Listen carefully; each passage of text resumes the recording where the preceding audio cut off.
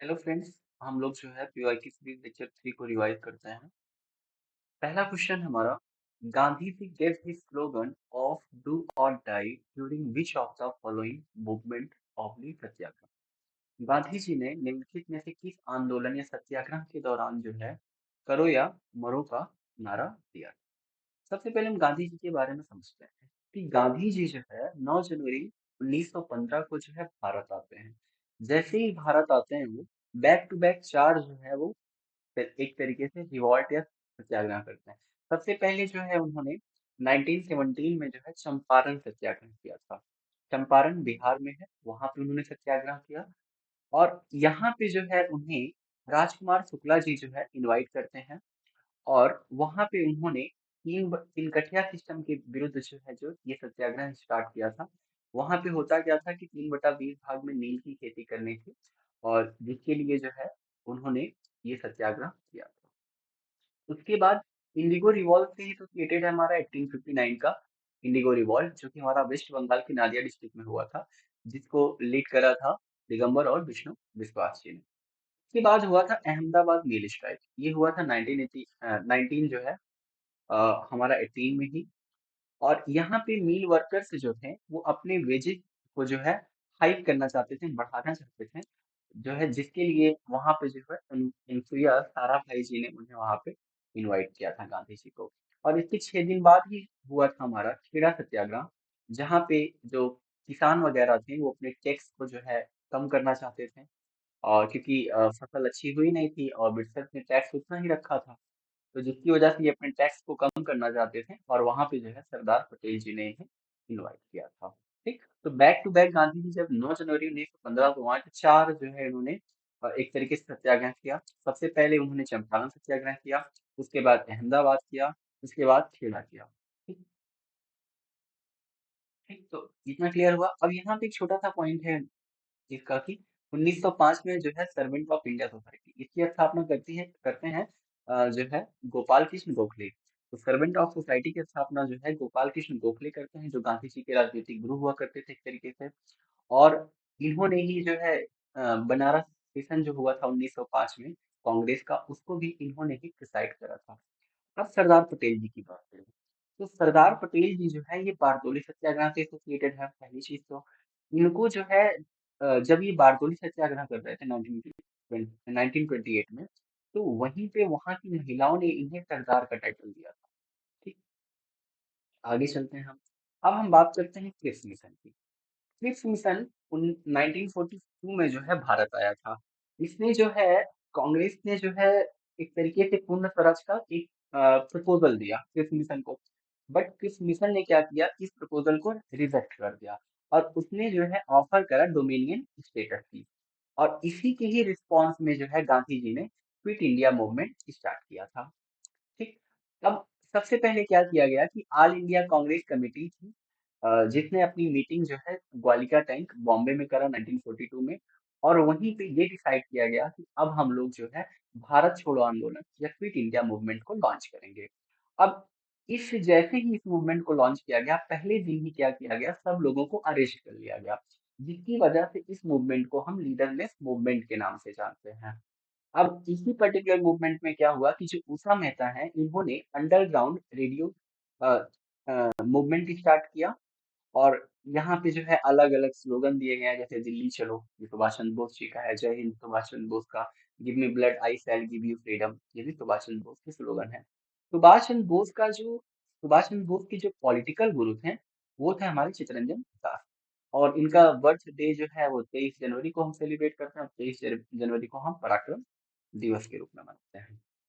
आगे हम बात करते हैं कि ये जो हमारा क्विट इंडिया मूवमेंट था, और इसी के ही पैरेलल कई सारी जगह पे अलग अलग जो है इस मूवमेंट को सपोर्ट करने के लिए, जैसे चिट्टू पांडे ने जो है बलिया में एक तरीके से रोल प्ले किया। और जातीय सरकार और प्रांतीय सरकार, ठीक है, जातीय सरकार हमारा लीड किया गया वेस्ट बंगाल में, और प्रांतीय सरकार हमारा तामिल महाराष्ट्र में किया गया। ठीक, ये क्वेश्चन क्लियर हुआ कि गांधी जी ने निम्नलिखित में से किस आंदोलन सत्याग्रह के दौरान करो या मरो का नारा दिया था। तो ये करो या मरो, डू और डाई, ये नारा दिया था गांधी जी ने क्विट इंडिया मूवमेंट के टाइम पे, भारत छोड़ो आंदोलन के समय। अगला क्वेश्चन है which physicist is the best known for his experiment on generating and confirming the existence of electromagnetic wave. कौन सा भौतिक वैज्ञानिक विद्युत चुम्बकीय तरंगों के अस्तित्व को उत्पन्न करने और पुष्टि करने के अपने प्रयोगों के लिए जाना जाता है? तो सबसे पहले जो है हम बात करें इलेक्ट्रोमैग्नेटिक वेव। तो इलेक्ट्रोमैग्नेटिक वेव के सबसे पहले इनिशियली जो वर्क किया था वो हेनरी रुडोल्फ हर्ट्ज जी ने किया था। अब इसी पे जो है अगर हम बात करें इलेक्ट्रोमैग्नेटिक वेव की तो ये लाइट वेव होती है। लाइट वेव होती है और ये ट्रांसवर्स होती है। ट्रांसवर्स का मतलब कि ये पहली चीज तो इन्हें पोलराइज किया जा सकता है और ये जो है वैक्यूम में ट्रेवल कर सकती है। ट्रांसवर्स वेव का नेचर क्या होता है कि ये जो है ये लाइट वेव की तरह होती है। इन्हें पोलराइज किया जा सकता है। ये वैक्यूम में ट्रेवल कर सकती हैं। और जो लॉन्गिट्यूडनल वेव होते हैं जिन्हें हम साउंड वेव के नाम से जानते हैं, इनकी जो मीडियम की जो पार्टिकल्स होते हैं ये वेव के डायरेक्शन में जो है ये मूव करते हैं और इन्हें पोलराइज नहीं किया जा सकता है और ये वैक्यूम में ट्रेवल नहीं कर सकते हैं और ये इनका जो नेचर होता है वो मैकेनिकल नेचर का होता है। अब हम बात करते हैं फ्रीक्वेंसी की एसआई यूनिट जो है वो हर्ट्ज है और हेनरिक रुडोल्फ हर्ट्ज जी ने सबसे पहले जो है फोटो इलेक्ट्रिक इफेक्ट पे काम किया था 1887 में। लेकिन जो है फोटो इलेक्ट्रिक इफेक्ट पे नोबेल मिला था अल्बर्ट आइंस्टीन जी को 1922 में। और अगर हम बात करें अल्बर्ट आइंस्टीन जी की, इन्होंने जो है थ्योरी ऑफ रिलेटिविटी पे वर्क किया और फोटो इलेक्ट्रिक इफेक्ट पे वर्क किया। बट जो है इन्हें फोटो इलेक्ट्रिक इफेक्ट पे ही जो है 1922 में नोबेल मिला था।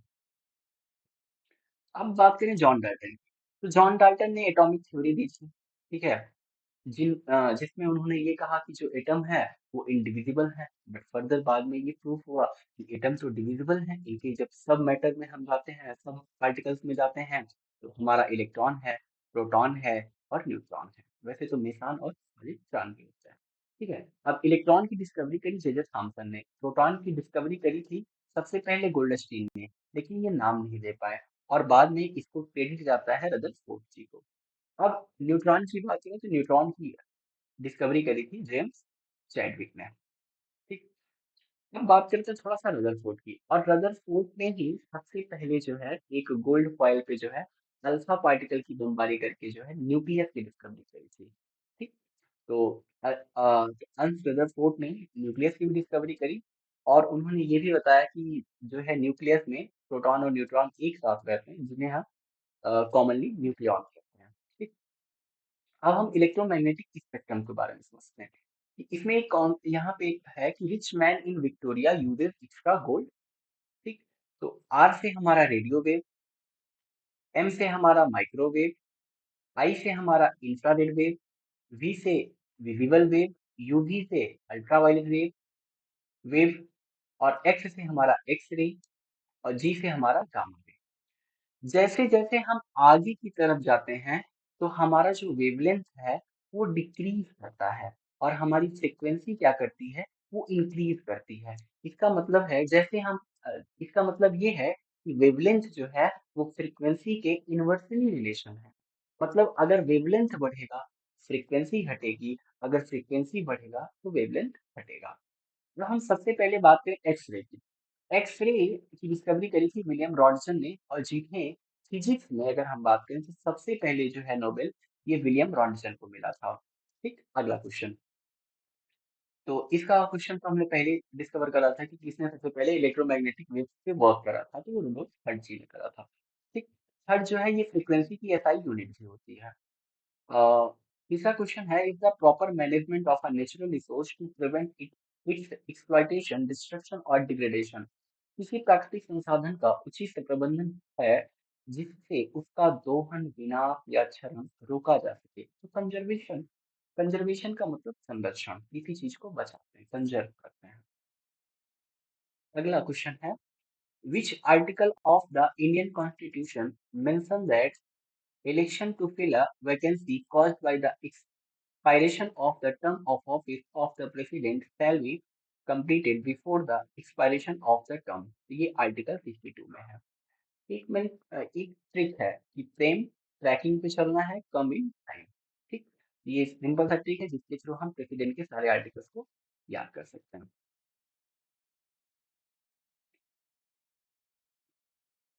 अगर हम बात करें, जैसे हमने एक चीज बताया कि ट्रेन जो है ट्रैकिंग पे, ये पहले लेक्चर में ही था, ट्रेन जो है ट्रैकिंग पे चलना है, कम इन टाइम। तो पी आर से हमारा पहले हुआ, प्रेम से पी आर से हमारा बना प्रेसिडेंट। ठीक है। ई से हमारा एग्जीक्यूटिव पावर, जितनी भी एग्जीक्यूटिव पावर होती है वो प्रेसिडेंट में वेस्टेड होती है। फिर उसके बाद फिर पी आर ई ई, ई का मतलब हुआ यहाँ पे इलेक्शन, और इसके इलेक्शन में कौन कौन पार्टिसिपेट करता है, तो एमपी और एमएलए, वो भी इलेक्टेड। ठीक है। उसके बाद एम, एम से हमारा हुआ मैनर।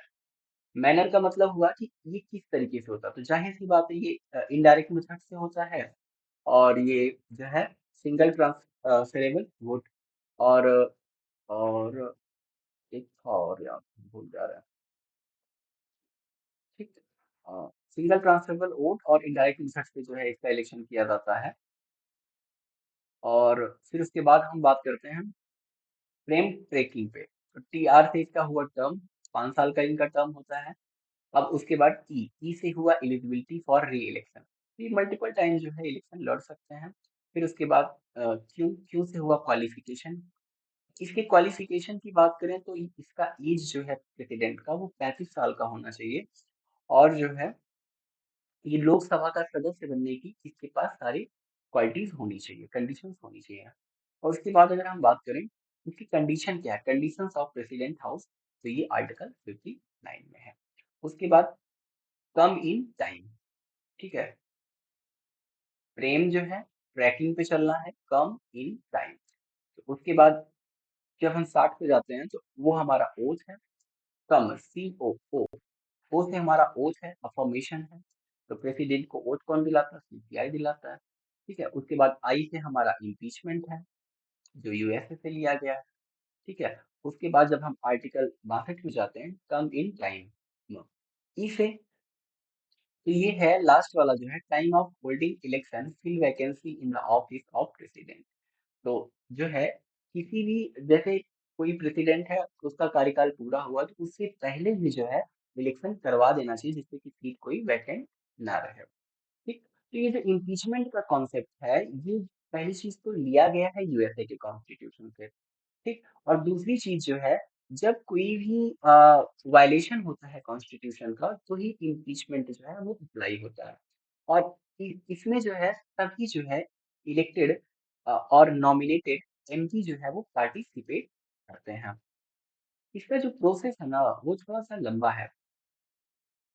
इसमें क्या होता है कि सबसे पहले लोकसभा और राज्यसभा, इससे 1/4 मेंबर को हम सबसे पहले क्या करते हैं, वो साइन करते हैं। उसके बाद 14 दिन पहले हम प्रेसिडेंट को बताते हैं। उसके बाद जो है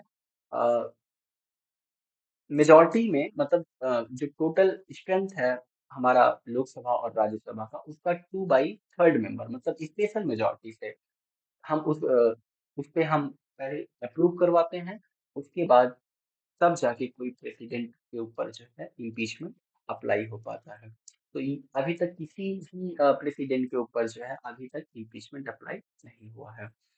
अगला क्वेश्चन है, Pandit Ram Narayan who was awarded the Pandit Bhimsen Joshi lifetime achievement award for 2015 to 16 is a player.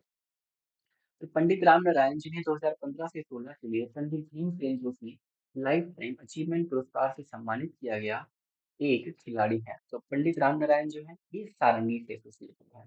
अगर हम सारंगी के एक्सपोनेंट की बात करें तो इसकी ट्रिक है, राम जी ने सबरी के बूंद बूंद शक्कर डालकर खाए। राम जी से हमारा हुआ पंडित राम नारायण, सबरी से हमारा उस्ताद सबरी खान, बूंद बूंद से हमारा हुआ बुंदू खान, और खान में और भी हैं, इसमें सुल्तान खान, शाकूर खान और लतीफ खान, शक्कर से शकूर खान और लतीफ खान। इसमें इसमें एक एक्सेप्शन है कि ये जो सादिक अली खान है ये रुद्र वीणा से एसोसिएटेड है। ठीक। वायलिन की बात करें तो वायलिन से जो एक्सपोनेंट है वो टी एन कृष्णामाचारी हैं, नगाई मुरलीधरन है। फ्लूट की बात करें तो जो है हरि प्रसाद चौरसिया जो है पान की दुकान पे फ्लूट बजाते हैं, तो हरि प्रसाद चौरसिया और पन्नालाल घोष। सरोज की बात करें तो राजीव तारानाथ, जिनकी भी रिसेंटली डेथ हुई, और बुद्धा देवदास गुप्ता, अमजद अली खान, अली अकबर खान, हाफिज अली खान, ये सभी जो है सरोज के एक्सपोनेंट हैं। अब अमजद अली खान को हम सरोज सम्राट के रूप में जानते हैं। आगे हम बात करते हैं, who was the designer of Indian national flag, Bharat के राष्ट्रीय ध्वज का डिजाइनर कौन था? तो ये डिजाइनर थे हमारे पिंगली वेंकैया। पिंगली वेंकैया हमारे डिजाइनर थे। और हम बात करें प्रेम बिहारी, यहाँ पे है नारायण रायजादा। तो प्रेम बिहारी नारायण रायजादा ने जो है कैलीग्राफी करी थी कॉन्स्टिट्यूशन का, उसको लिखा था। ठीक है। अब इंडियन नेशनल फ्लैग की बात करें तो इसे पिंगली वेंकैया ने 1921 में डिजाइन करा। और इसमें जो लेंथ और विड्थ का जो रेशियो है वो 3:2 है। बट फर्स्ट टाइम जो है इसे होस्ट करा गया था फॉरेन में, मतलब फॉरेन में सबसे पहले से फहराया गया था। भिकाजी कामाजी ने किया था, फहराया था। कब फहराया था? 1907 में स्टटगार्ट जर्मनी में। अब हम बात करते हैं नेशनल एंथम और नेशनल सॉन्ग की। इसे अडॉप्ट करा गया था 24 जनवरी 1950 को, और हमारे नेशनल फ्लैग को अडॉप्ट किया गया था 22 जुलाई 1947। अब कॉन्स्टिट्यूशन पे जब साइन किया गया था, तो जब ये साइन किया गया था उसमें 284 मेंबर ने साइन किया था 24 जनवरी को ही। और 11 पार्टिसिपेट तो 15 वुमेन करती, बट साइन 11 वुमेन ने किया था। ठीक। और हम बात करें यहाँ पे आगे, और उस समय जो चीफ ड्राफ्टमैन ऑफ इंडिया थे वो हमारे एस एन मुखर्जी थे। First chairman of constituent assembly Sachchidananda Sinha थे, ये परमानेंट नहीं थे। और डॉक्टर राजेंद्र प्रसाद ये परमानेंट सदस्य थे हमारे। वाइस चेयरमैन की बात करें तो फर्स्ट ये वीटी कृष्णाचार्य थे और एस पी मुखर्जी थी। और जब हमारा संविधान सभा बन रहा था, उस समय जो हमारे असेंबली के जो चेयरमैन थे वो हमारे थे जीबी मावलंकर। और टोटल जो हमारे सेशंस हुए थे, 11 सेशन हुए थे और 165 दिन, जिसे 2 वर्ष 11 माह और 18 दिन कहते हैं। और ये हमारे लोकसभा के पहले स्पीकर भी थे, जीबी मावलंकर। अगला क्वेश्चन है, निम्नलिखित में से किसने पुस्तक अनब्रेकेबल लिखी है? Yahoo among the following unbreakable authored the book unbreakable. अगर हम बात करें स्टेट ड्राइव की, तो इसमें कई सारे बुक हैं। अगर हम बात करें स्टेट ड्राइव की, तो ये है सुनील गावस्कर की, जिन्हें हम लिटिल मास्टर के नाम से जानते हैं। और 281 बियॉन्ड ये बीबीएस लक्ष्मण की है। The test of my life Yuvraj Singh की है। A century is not enough Sourav Ganguly की है। सिक्स मशीन क्रिस गेल की है। शॉर्ट एट हिस्ट्री अभिनव बिंदा की है। Playing to win Saina Nehwal की है। Playing it my way Sachin Tendulkar और गुड़िया मजुमदार की है। ठीक। आगे भी है गोल। गोल ये मेजर ध्यानचंद की है। The race of my life Milkha Singh की है। एस अगेंस्ट ऑड ये सानिया मिर्जा की है। स्ट्रेट फ्रॉम माई हर्ट ये कपिल देव की है। तो किसने पुस्तक अनब्रेकेबल लिखी है? तो अनब्रेकेबल बुक जो है ये मैरी कॉम की है। अगला क्वेश्चन है, who among the following founded the खुदाई खिदमतगार और the red shirt a powerful non violent movement. अब हम बात करते हैं सबसे पहले सीडीएम की। सीडीएम मतलब सिविल डिसोबीडियंस मूवमेंट, सविनय अवज्ञा आंदोलन। तो ये जो सीडीएम हुआ था ये साल्ट के लिए हुआ था। ठीक है। और ये जो है लॉन्च करा था गांधी जी ने 12 मार्च 1930 को। ठीक है। और यहाँ पे क्या किया गांधी जी ने कि दांडी से साबरमती तक जो है साल्ट की लॉ को ब्रेक करने के लिए जो है ये पैदल यात्रा करते हैं। इस यात्रा में उनका साथ देते हैं 78 लोग। 78 लोगों के साथ इस यात्रा को कंप्लीट करते हैं। और ये यात्रा 12 मार्च से 6 अप्रैल तक चलती है। ठीक। और वहीं पे बात करें, अगर धरसाना की बात करें, तो वहां पे इनको रेड करा था सरोजिनी नायडू जी ने, जिन्हें हम नाइटिंगेल ऑफ इंडिया कहते हैं। और ये हमारे फर्स्ट वुमेन है, वुमेन गवर्नर है यूपी की। और ये फर्स्ट कांग्रेस वुमेन प्रेसिडेंट भी रही है, इंडियन वुमेन प्रेसिडेंट रही है। अगर फॉरेन की बात करें तो एनी बेसेंट थी हमारी, वुमेन प्रेसिडेंट की बात करें तो एनी बेसेंट थी हमारी, जो कि फॉरेन से थी। अब सीरियम को लीड करा था नॉर्थ वेस्ट फ्रंटियर प्रोविंस से, एनडब्ल्यूएफपी से खान अब्दुल गफ्फार खान।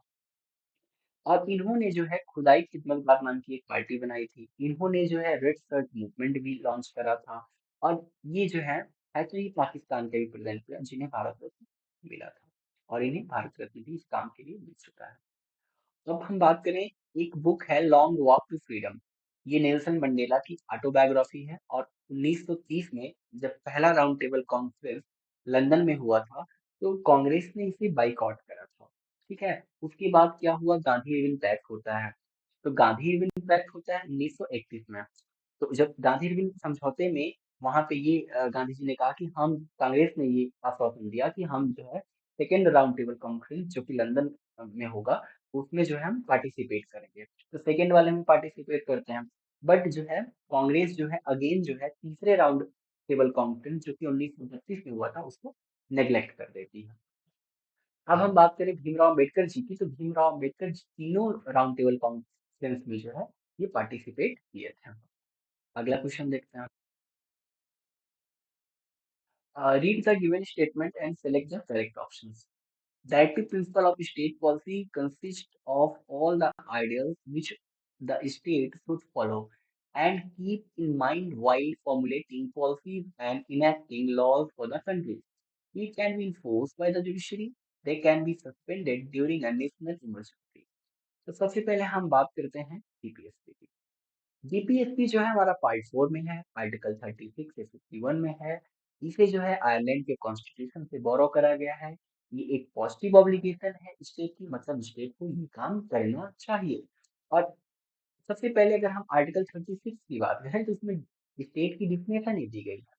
और आर्टिकल जैसा कि आर्टिकल 36 से सेम आर्टिकल हमारा 12 है। डीपीएसपी को भीमराव अम्बेडकर ने इंस्ट्रूमेंट ऑफ इंस्ट्रक्शन कहा था। और ये जो डीपीएस जो इंस्ट्रूमेंट ऑफ इंस्ट्रक्शन का कॉन्सेप्ट है, ये गवर्नमेंट ऑफ इंडिया एक्ट 1935 से लिया गया। तो डीपीएसपी की बात करें तो सबसे पहली चीज तो ये नॉन जस्टिफिएबल है। आर्टिकल 37 में यही कहा गया कि डीपीएसपी जो है वो नॉन जस्टिफिएबल राइट है। मतलब इसको मतलब वाद योग्य नहीं है, और इसको लेकर के हम जो है सुप्रीम कोर्ट नहीं जा सकते। DPSP trace back their origin from Karachi resolution 1930।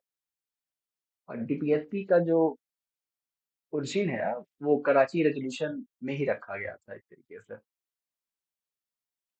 और seek to establish a welfare state, और ये जो seek to establish a welfare state है ये आर्टिकल 38 है हमारा। ठीक है। एक हम कल्याणकारी राज्य की कल्पना करते हैं। तो अगर हम बात करें डीपीएसपी के, तो डीपीएसपी को हम तीन पार्ट में बांटते हैं। एक हमारा Gandhian DPSP, socialist DPSP, liberal intellectual DPSP.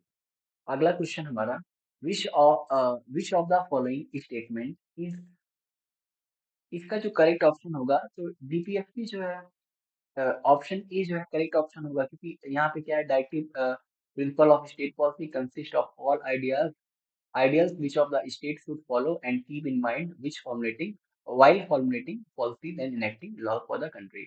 कहने का मतलब ये है कि जो डीपीएसपी है उसमें सारे आइडियल्स हमारे हैं कि स्टेट को क्या करना चाहिए, क्या नहीं करना चाहिए। तो जनरली इसमें निगेटिव ऑब्लिगेशन तो दिए नहीं है, सारे के सारे पॉजिटिव ऑब्लिगेशन है स्टेट को। तो स्टेट को ये करना चाहिए, और जब भी स्टेट जो है कोई रूल बनाए तो जाहिर सी बात है डीपीएसपी को ध्यान में रख के बनना चाहिए। जाहिर सी बात है, करेक्ट ऑप्शन है। अब अगला क्वेश्चन क्या है कि which of the following statement is are true for the recipient of the Sangeet Natak academy award.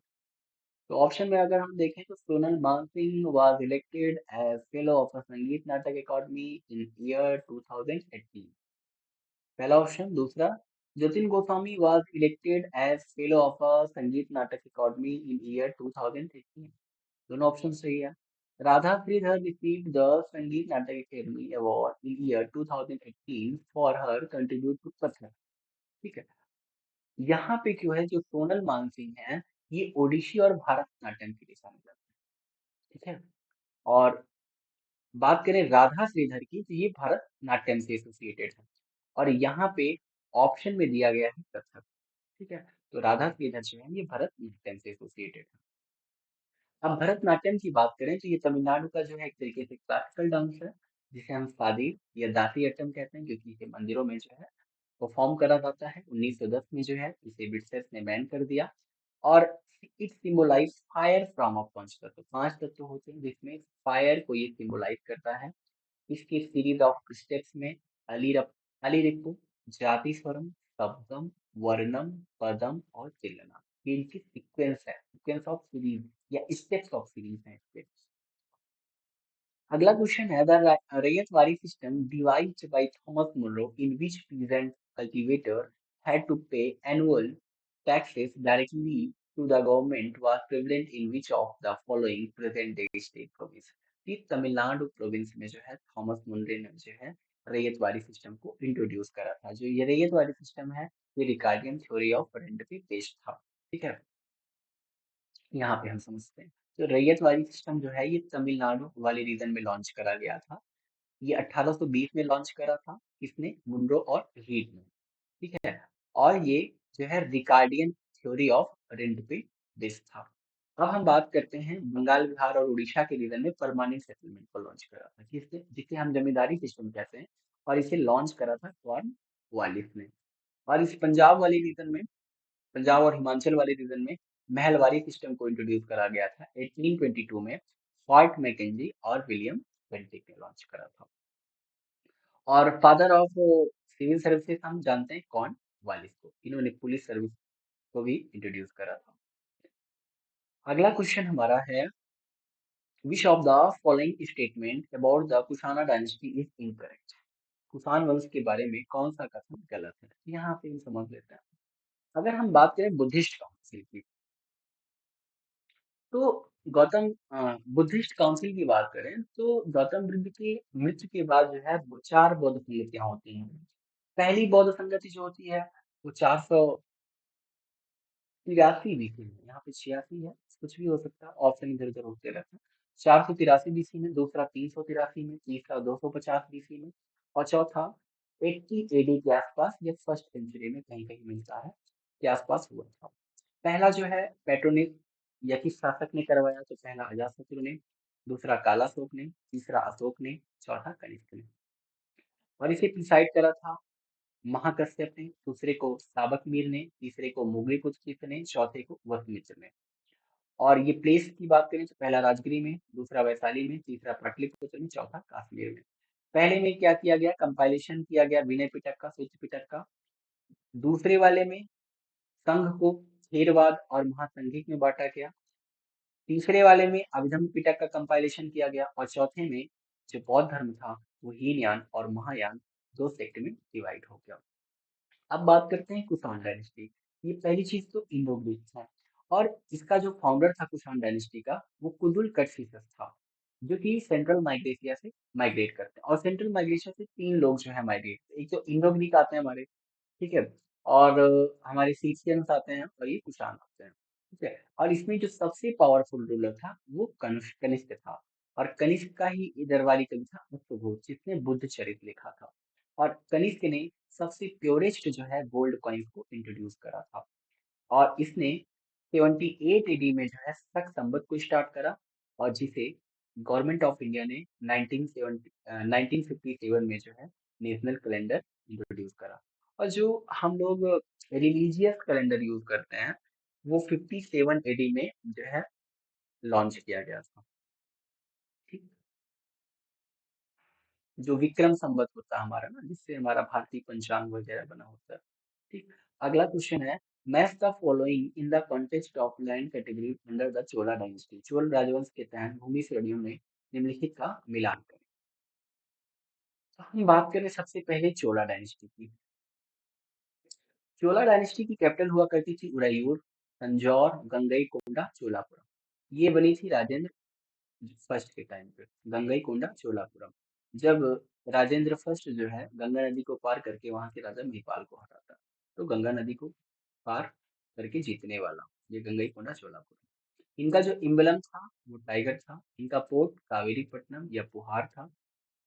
अब हम बात करते हैं इन्होंने जो अलग अलग भूमियां दान में देते थे उनको हम क्या कहते थे? ब्रह्मदेय। ब्रह्मदेय जो ब्राह्मणों को दान किया जाता था, देवदान जो मंदिरों को दान किया जाता था, विल्लन वगई जो नॉन ब्राह्मण को दिया जाता था, पल्ली छंदम जैन मॉन्क को दिया जाता था, साल भोग स्कूल को दिया जाता था। ठीक? और हम बात करें सभा की, जो असेंबली ऑफ ब्राह्मण होती थी, जो ब्राह्मणों का ग्रुप होता था उसे हम सभा कहते हैं। और जो किसानों का जो सेटलमेंट होता था, जो इस तरीके से समूह होता था उसे उर कहते थे। और जब कई सारे उर आपस में मिल जाते थे तो ये नाडू बनाते थे। ठीक है, और वेल्लर का मतलब होता है रिच पीजेंट, और उझाउर का मतलब होता है पुअर पीजेंट, और मूवेंद्र वेलम का मतलब होता है पीजेंट। टैक्स इनके टाइम पे दो टैक्स लगाए गए, एक तो हमारा वेट्टी और एक तो हमारा कडामई। वेट्टी जो है ये बॉन्डेड लेबर पे लगता था, बंधुआ मजदूरी, और कडामई जो है ये लैंड रेवेन्यू था। अगला question, Mahatma Gandhi national rural employment guarantee act 2005 provides work for how many days. तो ये जो मनरेगा होता है ना, इसमें 100 दिन के लिए रोजगार मिलता है, और इसमें कोई स्किल ना हो फिर भी आपको रोजगार मिल जाएगा। तो अगर हम बात करें rural employment guarantee act, REGA 2005, इसमें क्या किया गया था कि 2 फरवरी 2006 को जो है नरेगा को लॉन्च करा गया था। ठीक है, और बाद में जो है 2 अक्टूबर 2009 को इसका नाम नरेगा से मनरेगा कर दिया गया। ठीक है, इसमें 100 दिन के लिए रोजगार दिया जाता है। अब हम बात करते हैं रामसार कन्वेंशन की। तो रामसार कन्वेंशन जो है 2 फरवरी 1971 को, रामसार एक साइट है ईरान में, वहां पे किया गया था। और रामसार कन्वेंशन का जो मोटो है एक तरीके से, वो क्या करता है, वेटलैंड आर्द्र भूमि का संरक्षण का काम करती है। और इंडिया में इसकी 82 साइट है, और जो पहला साइट था वो चीता लेक था। अगला question, which cell organelle is found in both prokaryotic and eukaryotic cell? तो राइबोसोम। तो राइबोसोम जो होता है ये प्रोकैरियोटिक और यूकैरियोटिक दोनों में पाया जाता है। ठीक, अब हम बात करते हैं प्रोकैरियोटिक और यूकैरियोटिक में डिफरेंस। प्रो में क्या होता है कि न्यूक्लियस तो होता है बट वो फाल्स न्यूक्लियस होता है। ठीक है, और वो मेम्ब्रेन से बाउंड नहीं होता है एक तरीके से, अगर समझा जाए। बट अगर हम यूकैरियोटिक की बात करते हैं तो इसमें क्या होता है, न्यूक्लियस प्रेजेंट होता है। ठीक, बात करते हैं सेल थ्योरी की। तो सेल थ्योरी को दिया था शेल्डन और स्वान ने 1838 में, और उसने कहा कि लिविंग ऑर्गेनिज्म जो होते हैं वो सेल से बने होते हैं। फिर फर्दर इसी पे वर्क करा, यहाँ पे है 1858, होगा 1855। ठीक है, तो 1855 में जो है वर्च्यू ने कॉन्सेप्ट दिया था, call new cell is made of existing cell. जो नया सेल होता है वो प्री एग्जिस्टिंग सेल से मिलकर बना हुआ होता है, ऑमनी सेलुला ई सेलुला, ये वर्च्यू का कॉन्सेप्ट था। अब वैक्यूल्स क्या होते हैं, तो वैक्यूल्स तो जनरली एनिमल सेल में होते हैं ना, होते तो हैं प्लांट सेल में, सॉरी, वैक्यूल्स जो होते हैं ये प्लांट सेल में होते हैं, होते तो एनिमल सेल में भी लेकिन बहुत छोटे और बहुत ज्यादा होते हैं। बट अगर हम बात करें प्लांट सेल में तो वैक्यूल्स काफी बड़े होते हैं, और ये बहुत ज्यादा स्पेस जो है वो ऑक्यूपाई, लगभग 50 से 90% प्लांट जो है ये ऑक्यूपाई करके रखते हैं, स्पेस ऑक्यूपाई करते हैं। अब हम बात करें बैक्टीरिया, तो ये बैक्टीरिया का एक सेल है, फिगर दिया है यहाँ पे।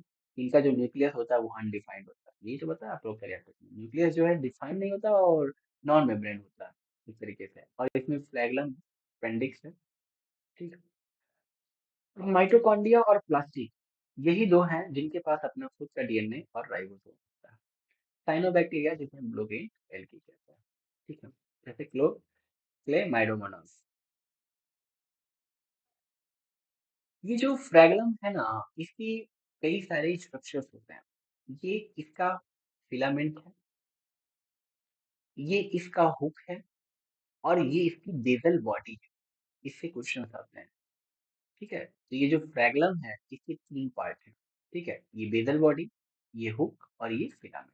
ठीक, अगला question, select the incorrect combination of folk dance its respective state. लोक नृत्य उसके संबंधित राज्यों के गलत संयोजन का चयन करें। पैका, पैका उड़ीसा का है, केरला का नहीं है।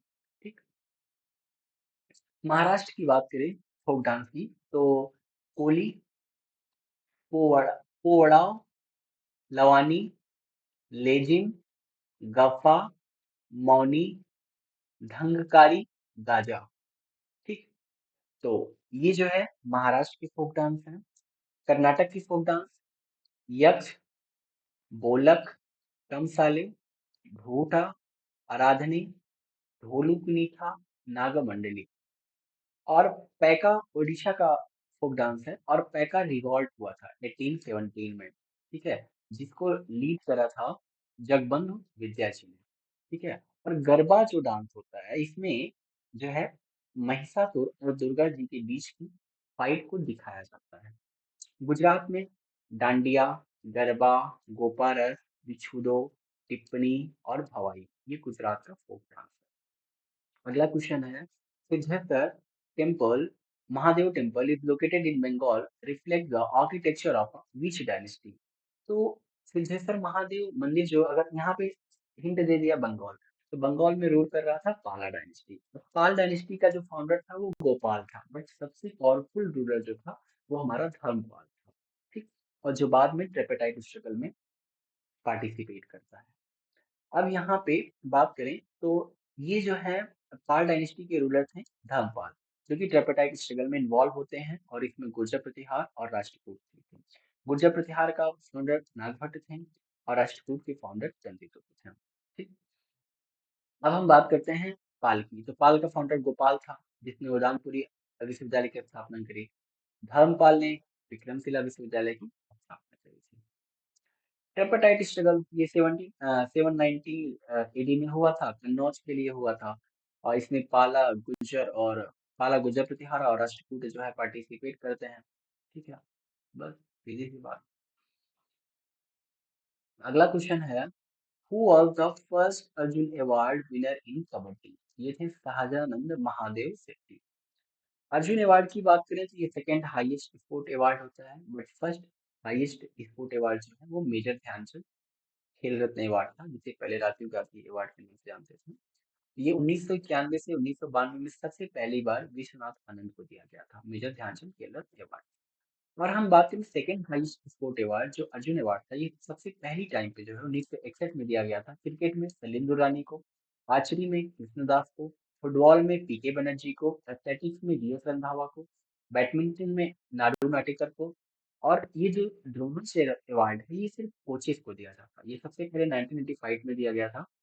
और एथलेटिक्स में दिया गया था ओम नामीबियर को, रेसलिंग में बीबी भागवत को, बॉक्सिंग में ओम प्रकाश भारद्वाज को। अगला क्वेश्चन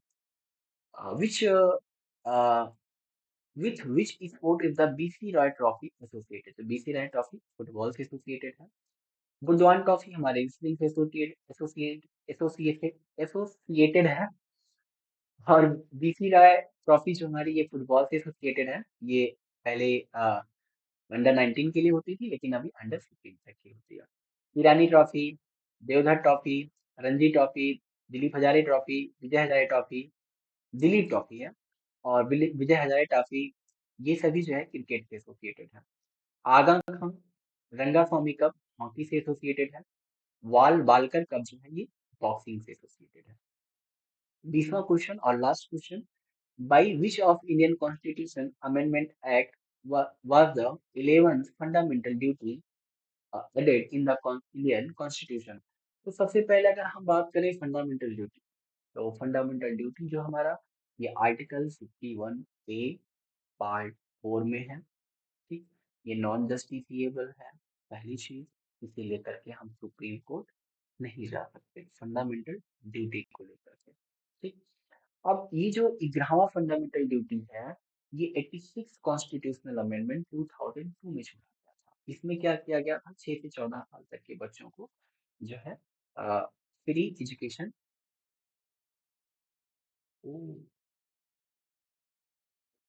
प्रोवाइड किया जा रहा था, 6 से 14 साल तक के बच्चों को। ठीक। और आर्टिकल इसी में ही इसी टाइम पे जो है आर्टिकल 45 में भी सब्जेक्ट मैटर को चेंज किया गया था, 0 से 6 साल किया गया था।